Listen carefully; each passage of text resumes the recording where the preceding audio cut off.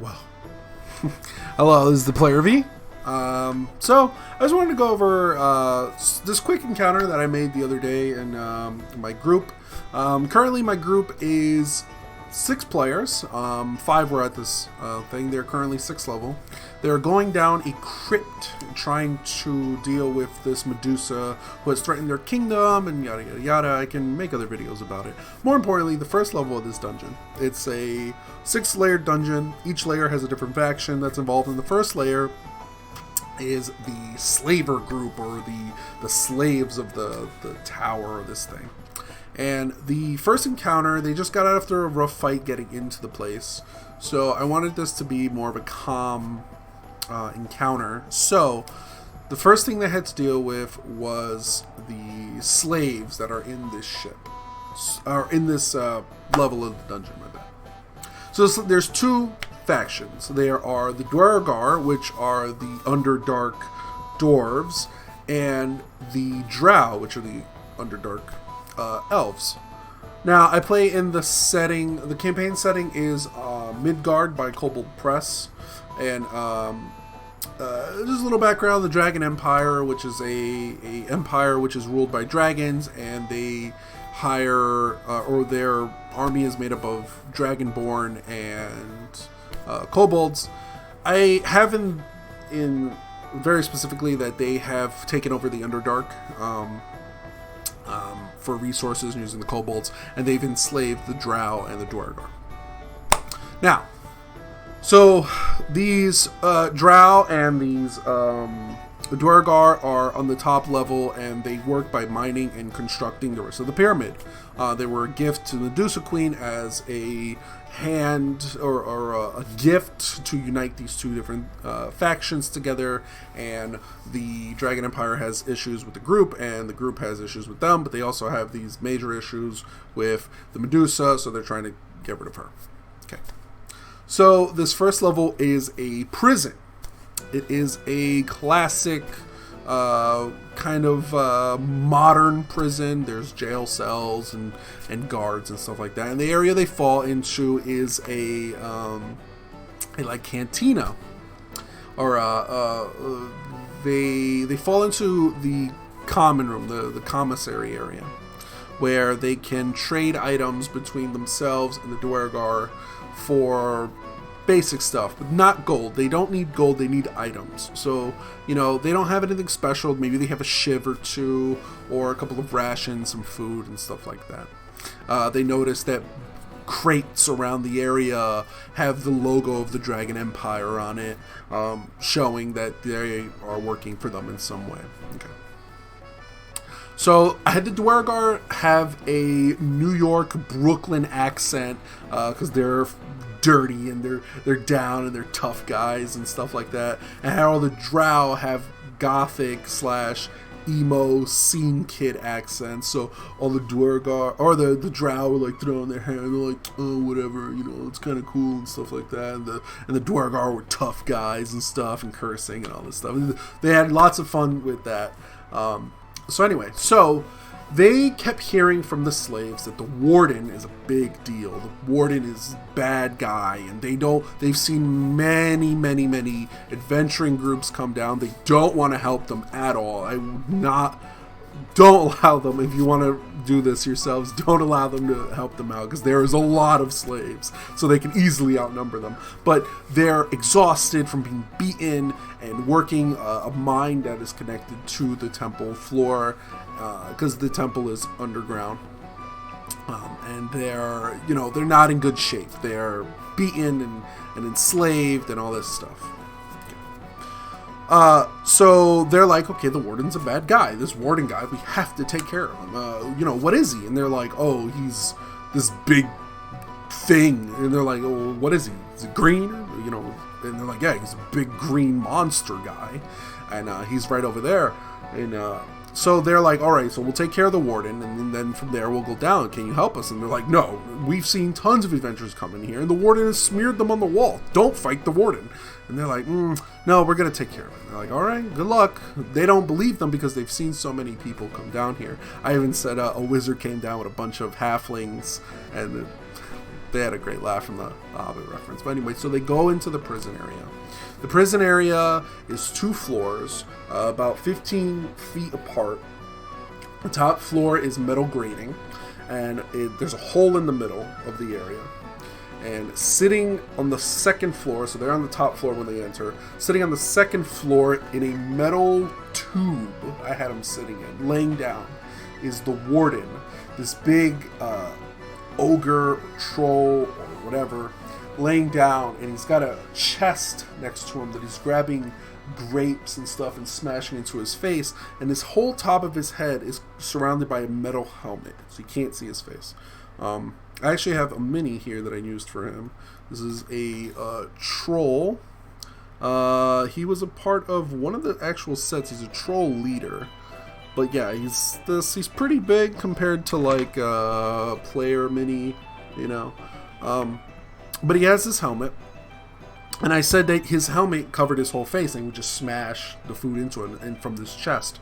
So on the top level are kobolds guarding. They're veteran kobolds. They're a bit older. They have more hit points, stuff like that. And they all have like these pots on their side. So the players are alright. What are we going to do? And the door that entered this area was a big stone raised thing, like a garage door but made of stone. So they can't just stand there and think and talk it over. They need to decide what they're going to do. So they're like, we're going to go for it. So they go in there and they start rushing. They start attacking the kobolds. All the prisoners that are here go back into their cages. So along all the sides of the door, or the walls, are prison cells. So they go in there and they start fighting. The kobolds use their action to throw pots at them. Each pot has a different effect. So the first one was a stink pot. Each kobold has one. There was 4 kobolds.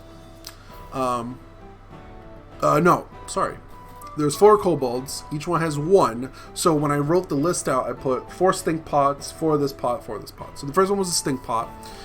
They roll to attack. They have like +4 or something. If they hit, doesn't do any damage, but the person it hits has a stink around them that is so noxious that they can't fight at full capacity, and until their next round, any damage they deal is at -2. The second pot was a glue pot. When it hit them, the glue would stick to them, and on their next move, and on their next turn, they couldn't move. And the last pot was a pot of daggers. The kobolds just stuffed daggers into a pot and they let it go, and it would deal like 3d4 or something like that, because the pot wasn't very good. You can increase the damage if you wanted to, if you know, depending on how high of the party level is. Mine was 5 players at 6 level. So they would go and they attack some of the kobolds. And of course, just like anyone expected, we have a Minotaur ranger in our party, Vana. She's like, oh, is he down there? He's like, yeah, okay, I hunter's mark him, and I'm going to run, and I'm going to jump off the side, and I'm going to swing my battle axe right at him. Of course. That's exactly what I wanted. I wanted, you know, them to go for it, right? So she jumps off the edge. I give her advantage because it's cool. It's a cool thing to do. Just jump off and swing your axe at it. You know, hit with advantage and all this stuff. Hits him. Now that's where the Warden's reaction happens. And he has a special reaction called Back to Your Cells, where if you hit him, he gets a free attack on you. And if he hits, he has like +9. I gave him Cyclops stats. Is the stats I used. If you want to increase or decrease the power of this, I would say go either Hill Giant if you want to go backwards, or you know, maybe Bugbear stats. I want to go that low because he's strong. If you want to go higher, give him like Stone Giant or Fire Giant stats or something like that. Whatever stats you want to give him, I put it like that. So on his reaction, he does Back to Your Cell. He grabs the player and he throws them to the nearest cell, and when he throws them with such force, the cell door closes behind them, right? And it ends their turn. Ends their turn automatically. So now they're stuck in this cell, and on their turn, they have to try to break out of the cell by using their action. Like a DC 15 or something like that to force the thing. If you have a rogue, then they can pick the lock. In the cell with them is a bed, and there's like 3 other slaves in here. So the fight's going on. You know, the kobolds are coming out and sticking people, and they can't run around. Eventually, you know, Eventually, exactly what I thought would happen was that the players would stay at the top level and just shoot down into it, right? Just keep shooting into the cell. Two things. One, he can pick up a rock and throw it. Now, the bottoms of the first floor cells are grates. So when he throws it, I said it still did the same amount of damage. This big stone he's throwing through it, it's going to cause the floor the same damage. Or they're going to stand at the rail and shoot down at him. And I have him, on his turn, grab them with a grapple because he's about 9 feet tall. And there's only about 4 feet between that. So he can just grab them and pull them down next to him and just make his attacks on him. So the players are going at it. One of the monk, Torvik, he jumps off and he grabs onto him as a grapple and he's holding onto his head. And the paladin has a warhammer of returning and he's just chucking the hammer at him, hitting him in the head. Eventually, the hit, he does a crit with Divine Smite, smashes his helmet. So at this point, the Warden's about half health. All the kobolds are dead. Yeah. The Warden's helmet splits open, revealing a single eye in the middle of his head that's connected by tubes, right? It's this unnatural helmet or eyeball that was implanted into his head. Now, two options here, or a couple of options here. Make the eyeball whatever you want. I was thinking at first a beholder eye. You know, it shoots a cone of anti-magic, or it's a laser eye or something like that. Eye of disintegration or petrification would be great if you want to give it like a Medusa eye or a basilisk eye. I gave it the 4th edition Cyclops eye called Evil Eye or Mean Eye or something like that, which allows them to target something, and if that target runs away, they get a free attack. They get a free full attack, so 2 attacks. Or they, when something runs a certain amount of feet away from it, like 15 feet, it's allowed to use its reaction to run a full, it's full speed right next to it, so it can't escape because it's giving the evil eye. I think the move is actually called Evil Eye. And he's given that the single eye, and he's just chasing them down and stuff around this prison. This whole time, Vanna is stuck in the cage because she doesn't want to use her action to get out. She's just throwing javelins through it. And a kobold comes out of a room from the side and throws a dagger pot in there. The pot explodes, sends daggers everywhere. She gets hit by one. The 3 people that are in the cell, 2 of them get killed by daggers. The other one pulls up a mattress and it goes into the mattress, and it's this whole hectic scene as they're getting stuck and they smell bad and they're getting daggers thrown at them. And the kobolds are dumb. They just stuff them at the bottom, so like 90% of the daggers fall on the ground. Eventually they kill the Warden. They bring it down. The paladin, Warden jumps down with his hammer and just smashes him right in the face, kills him. Battle's over. Of course, they want the eye, so they take the eyeball. And the chest they was eating from is a chest of endless meals or something like that. And every time they open it, it provides enough food, like an entire meal's or day's worth of food for 8 people. So they can open it and get anything. They eat breakfast out of it now.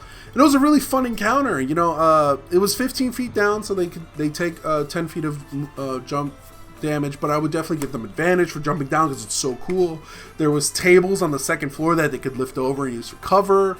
The kobolds the whole time, the kobolds had a reaction called Scuttle, where if a player stood next to them at the end of their turn, they can use their reaction to scuttle 15 feet away because they want to keep their distance from the players. They were ranged. They were throwing the pots the whole time because they want to force the players to get in or get closer towards where the Warden can grab them or the Warden can throw stuff at them.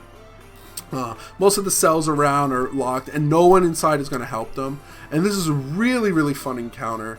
Again, for the kobolds, you can switch out the kobolds for any small creature you want. Maybe it's, I wouldn't use bandits because bandits are smart enough to use a sword or something. Maybe goblins or kobolds or something like that. For the Warden, hill giant, fire giant. If you want to make it weaker, put like an ogre. You can put orcs instead in there. For the slaves, do whatever you want. Maybe it's the town and the near town and stuff. And it doesn't need to be in a dungeon. This could just be the area in which they're in. So try it out, guys. You know, it was really fun. And I'll catch you guys next time. See ya.